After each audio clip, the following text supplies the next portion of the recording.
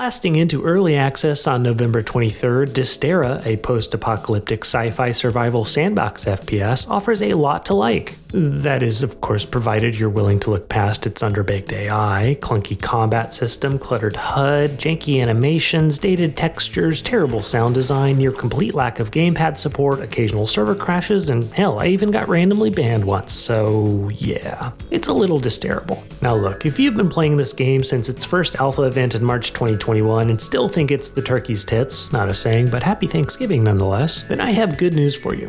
It is. That's the beautiful thing about subjective mediums like art and entertainment. If you think it's good, and you don't need some salty nerd like me spoiling something that makes you happy. For everyone else, that is to say the folks that haven't yet played Dysterra and are less inclined to go slack-jawed and starry-eyed the second someone mentions the word rust, allow me to unpack what this game does right, and it does do a few things right, as well as what I'm hoping to see improved by full release. As stories go, Dysterra tells the cautionary, eco-conscious tale of an overmined planet that more or less self-destructs in an effort to reject its parasitic inhabitants, who learn absolutely nothing during their orbital exile, and decide upon running low on fuel that they should probably send all the colony's prisoners, you included, back to the surface to mine more terracite. Do you get it?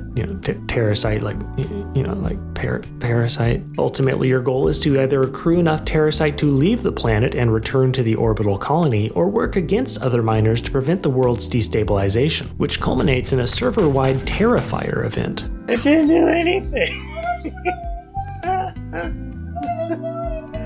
So, after fiddling around with the bare-bones character customization tool, you'll spawn planet-side and a disembodied voice will direct you through the tutorial. After that, you're on your own, and your story is up to you. Fans of the survival sandbox genre will feel right at home on Terra, as the game features cooking, crafting, and one of the easiest to use building interfaces I've ever seen in a game. Too bad everything you'll build with it will end up looking like this. So, once you've scavenged up enough stone to build a base and enough old cans of beans to not die from starvation, it's time to explore. A quick look at the map reveals dozens of red and green icons, which I took as a personal attack as I refuse to decorate for Christmas until Thanksgiving is over. These icons are bases that belong to rival factions, and they get increasingly dangerous the closer to the map's center you dare to venture. You'll spend hours raiding these bases and exploiting the beyond shitty AI to farm parts for increasingly powerful armor and weapons, and you'll very much need both, because the PvP servers in Dysterra are brutal.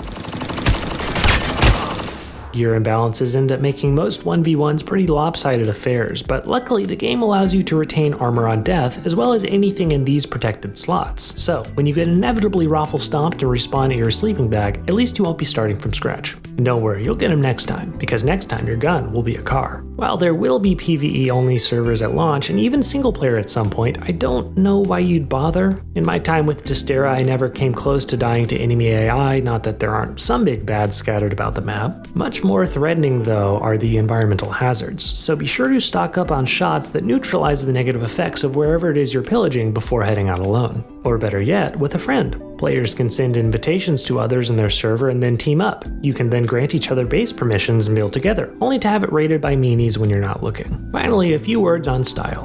Dysterra's visuals are a bit of a mixed bag, at times dazzling and others dull. It's abundantly clear that some areas have received more polish than have others, which is to be expected at this point. Meanwhile, the game places very little emphasis on its bare-bones soundtrack, making all the time you spend running around this game's world a pretty lifeless affair. And the game's sound design is in an even worse state, as many effects sound clunky or just downright missing. So it's clear Dysterra has a long way to go, but that's what early access is for. So in lieu of calling it Dysterrable, I'll merely advise you proceed with caution. Until we revisit this planet at full release, Dysterra earns a subject to change aggregate megascore of 2.5 out of 5. Until next time, this is Scope, and thanks for watching.